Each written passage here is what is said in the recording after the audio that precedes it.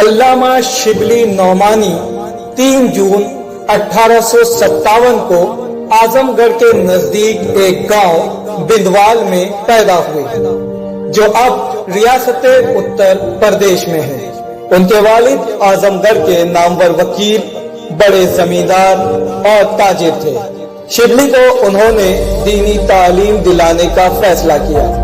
شبلی نے اپنے وقت کے جید علماء سے فارسی، عربی اور اسلامی علوم حاصل کیے۔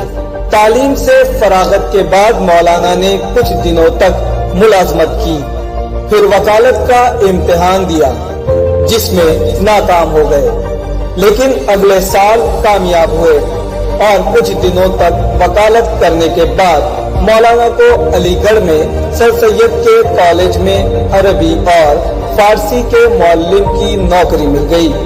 یہیں سے شبلی کی کامیابیوں کا سفر شروع ہوا۔ علی گڑھ کی ملازمت کے دوران ہی مولانا نے ترکی، شام اور مصر کا سفر کیا۔ واپس آنے کے بعد انہوں نے المامون اور سیرت نعمان لکھی۔ سن 1890 میں شبلی نے ایک بار پھر ترکی، لبنان اور فلسطین کا دورہ کیا اور وہاں کے کتب خانے دیکھے۔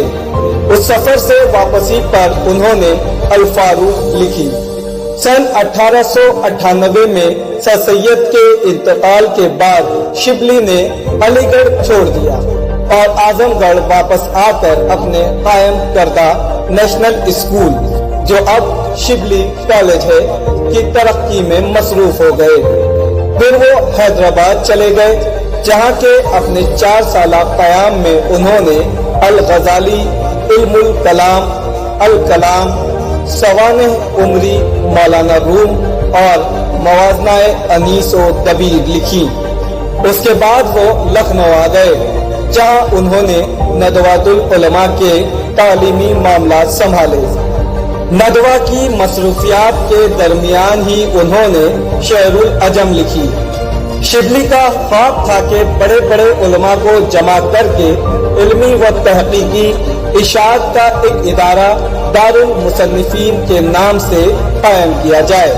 انہوں نے اس کا انتظام پورا کر لیا تھا، لیکن ادارے کا افتتاح ان کی موت کے بعد ہی ہو سکا۔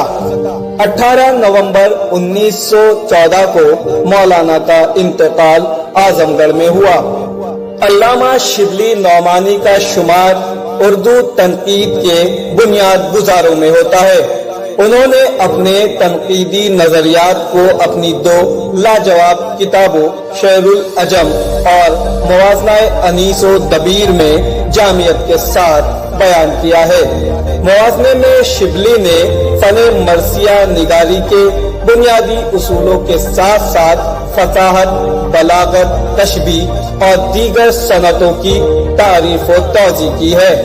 شعر العجم میں انہوں نے شاعری اور واقعہ نگاری کے فرق کو واضح کیا ہے۔